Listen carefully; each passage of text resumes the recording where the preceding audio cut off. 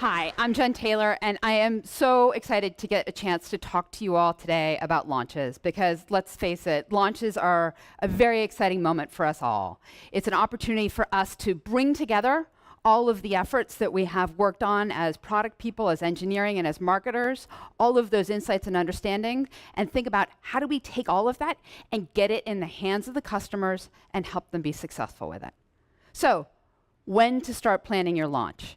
I recommend that you gate it and tie it to the product development process. And I say that because that is ultimately what is going to inform what it is you're launching and when it is you're going to be able to launch it. But it's important to think about when within the context of that product development process do you start planning your launch. Do not start it at the end. This is a very common mistake I see a lot of folks make initially out of the gate, is to think about, like, I'm going to focus on getting the product done, I'm going to get the product done, I'm going to get the product done. I'm going to think about the launch now. And if you wait to that point, you're going to find yourself hitting the space flat-footed.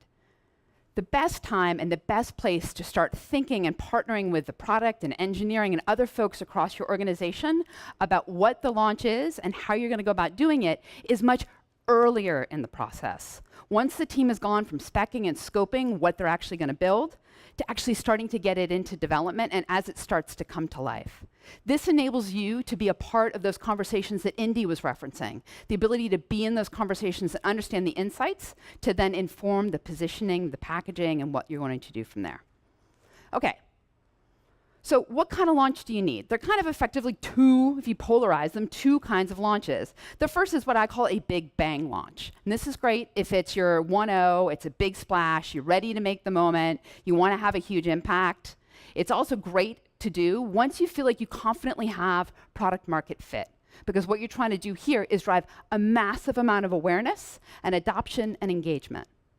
On the other end of the spectrum is what I consider to be a soft launch. Soft launches are great if you are in stealth mode, but you're slightly stepping out and you want to start engaging and getting the product in the hands of real customers. If you want an opportunity to test and play with some of your messaging and your attach. If you want to start thinking about launching a beta or other things where you actually start to build momentum. Soft launches are also great as you continue to grow and scale as a company, and as you iterate on the product to continue to engage with and expand the message of what you're delivering with more moments for your customers. Okay, so figure out what kind of launch you want, but then also figure out how you're going to go about launching it. And typically, again, to polarize it into two opposite extremes, one is to actually make a moment. And again, the kind of classic here is Apple, have a big conference, get everybody in a room. And again, most people in the world today are not Apple, right? But the idea here is, to create a standalone event and a moment where the sole focus is your launch. This typically correlates well to a big bang. On the other end of the spectrum is what I consider being part of a moment. And this is actually the example I use here is Matthew Prince, who actually launched Cloudflare at TechCrunch. And this is a great opportunity if you're doing a softer launch, if you have a smaller launch budget to work with, and if you actually are working on building and engaging an existing audience that is already there. So how do you make a decision on this one? To some degree, it's how big a bang do you want to make? How big a budget do you have? But more importantly, where are you going to be able to find those users, whether it's the decision maker, the buyer, or the end user? We've talked a lot today about personas and getting to know your users. The example I often use when I'm talking to my team is, I hope you know the user well enough such that if you took them out for lunch, you know what they would order. And what you're trying to do here, from a moment perspective, is figure out what is going to be most meaningful to them. Where are you actually going to be able to find and engage them in a moment that is meaningful to them? Okay, so you've got a moment, you're being a part of the moment. Okay, so then let's think about what the launch actually entails. When most people think about a launch, they think about the bang, the sizzle, the soft launch, or whatever. But if you ultimately think about what it is you're trying to achieve when you launch a product, it's about beginning the customer journey and helping them think about how you're going to help them be successful with your product and your business. So just as building, developing, and delivering your product is a cross-functional effort between product, engineering, design, sales, and the entire universe, actually facilitating and successfully executing on your launch is exactly the same. Now, as I dive into this framework a little bit, I'm going to talk about things from a functional perspective, Many of us live in smaller organizations where we may not, for example, have a customer support organization. That's okay. You don't need a customer support organization, but you need somebody within the organization who's going to wear that hat. Now, the first step is driving awareness, and this is a lot of the conversation we've been having here today. The last conversation about how do you build a messaging framework, building the messaging framework, building those assets, thinking about how do you tie those things together is a big part of driving that awareness. Okay, so the examples I'm using here are actually from our Cloudflare Workers launch, which we launched about 1.5 years ago as a soft launch beta. And what we did here is we actually used it as part of our existing birthday week announcements, and we actually had a presence. We added assets to our website. We added positioning. We posted to social. And so we basically took that messaging framework and started to find ways to populate it, both in terms of the places where the customers live, as well as in infusing it deeply within the context of the identity and the footprint that we have within the context of social, as well as our own website. Now, the important thing is, the second step is making sure that once you've driven awareness and you've created that call to action, when the customer comes to your site, they have the ability to take action. Because ultimately, what you want to be able to do is help facilitate and translate that awareness that you're driving with the launch to actually driving some sort of attachment and execution. And typically, this is the place where there's a deep interaction between the launch and the product itself. So again, within the context of the work that we've done with products like Workers, it's making sure to do things like, can the customer log in and create an account and start working with the product or sign up for the product? Or if you're not there yet, can they sign themselves up and put themselves on a beta queue? Can they actually find a way to take action and get plugged into your machine and your product? Now, once the customer is a part of your ecosystem, once the customer has adopted and actually started using your product, the critical part is also making sure that you're helping them get successful. Because when you go out and you craft the messaging and you have the launch, you're articulating a very clear value proposition to your end users. In order for them to become and stay a customer of yours, they're going to need your help understanding and getting successful with your product. Because two things, once you've acquired the product, you acquired the customer, you want to make sure that they have everything they need to be a customer that you actually retain for the long haul. And second, you want to make sure that they're able to be successful and become an advocate for you in their use of the product. Now, of course, getting successful and staying successful are often two different things. And even the most well-intentioned design of product, development of product, design of messaging, and designing of resources often creates moments and gaps. And so it's critical that you also have an opportunity for your customers to reach out to you and express to you when they're struggling. Now, the place where I've seen folks struggle most with this is they're like, oh, of course, I'm going to put up a help bot, or I'm going to put up a chat room. Don't forget to staff it. This is actually a place where I've seen a lot of folks struggle because it's not a simple effort. But it is critical, again, to building that trust and depth and usage from your customers. For those of us who exist in the product marketing world, this also ends up being a great repository of insight and information about who is using our products, what is working for them, and what is not working. So this is also fertile ground. If you want to think about how do you reach out and learn more about how people are using our products, this is actually a great place to get and stay plugged into the organization.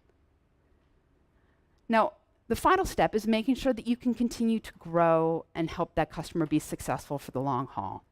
All of us, when we're launching, are beginning our customers and our products and our companies on a journey. And our goal is to think about how do we continue to extend and deepen that relationship as we deepen our products and deepen our companies. So don't forget not only to think about the launch position and the launch messaging, but what are the other assets that you're going to create to help keep people engaged? How are you going to inform them about the success that other customers are having with case studies? Or how are you going to help them be successful in understanding what is possible through things like newsletters that highlight, developer recipes or other things like that? Similarly, don't forget to leverage your community as you grow. One of the most powerful things as you grow is deepening your relationship with advocates in the industry, your customers, and helping your customers help your other customers become successful. So feel free, leverage those customers, help ask them to help other people in the community become successful. Leverage them as speakers at your events and other events similarly. Now, one of the most important things, though, as you think about your launch and you think about this framework, is to expect the unexpected. Because as all of us know from working in software technology products, things rarely go to plan. And so plan ahead for things going awry. What really helps here is when everybody is calm, cool, and collected early on in the launch process, define very clear criteria for when you're going to ship the thing and how and when you're going to launch it. And then identify a key decider within the organization that in the instance that we need to make a call is actually empowered and equipped, and everybody agrees, is able to make a hard call if and when they need to make it. And then from there, continue a regular checkpoint cadence. Check in. How is the quality of the product doing? Where are we with the marketing and positioning? Is the website up? How is the attendance at the launch going? And use that as an opportunity to just make sure things are staying on track. And then also be honest with yourselves. Launching is exciting, and we all get passionate and focused on what we're able to do here. But also be honest with yourself. If you're in a place where the criteria that you had set out at the outset of the process is not being met, don't do it. They always say you only get one opportunity to make a first impression. So be very thoughtful about what you're doing. Similarly, the other challenge that I've noticed a lot of companies struggle with is basically launch paralysis. They get so excited about it, but they also get so focused on perfection. Don't let don't let perfection get in the way. Make sure that you actually get the product out there in the hands of the customers, because that is a huge step in the journey in learning and growing. And then finally, have a plan B. And have a plan B that everybody agrees to up front, because again, in the event that you need to change course, you want to understand what you're able to move back up to. For example, if you're going to launch in a moment and you're going to leverage somebody else's moment, but you are not on track to actually hit that event, what would the next event be? And then be able to think about how you could reorient your effort to that moment. And again, put this framework in place early in the process when everybody is calm, cool, and collected. It gets a lot easier when things get hard.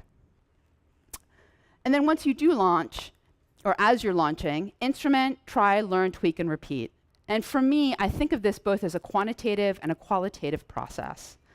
We've talked a lot today about instrumentation and making sure that you are thinking about the channels and the metrics and the things that you're looking at to look at the success of your launch.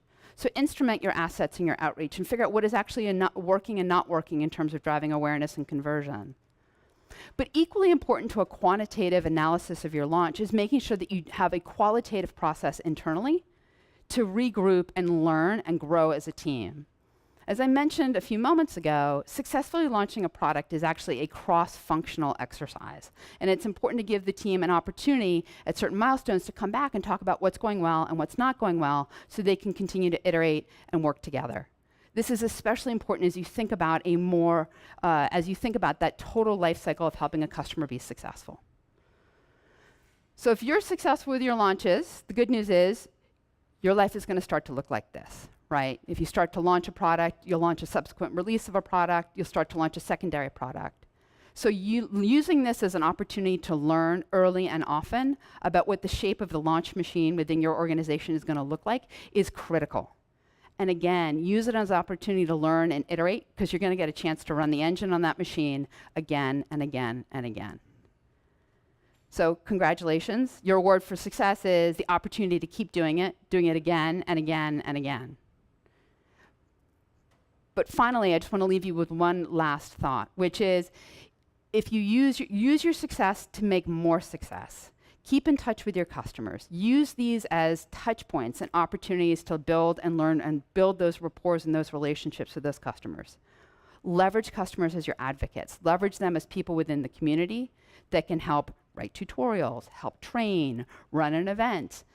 Customers actually build and learn from each other much more easily than they build and learn from you. That trust and that shared bond that they have from solving and struggling with similar problems is very deep and very powerful. And then finally, as you're continuing to engage with and learn from your users, listen for and look for interesting stories.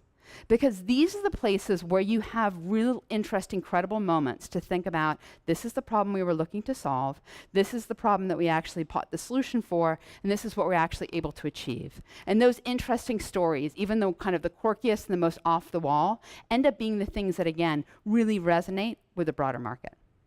So again, launches, an incredibly exciting and successful moment, but critical to start early in the planning process, to partner deeply and across the organization to help think not just about the message that we need to get in front of our customers, but how do we use this as an opportunity to start the journey to help our customers be successful. Thank you.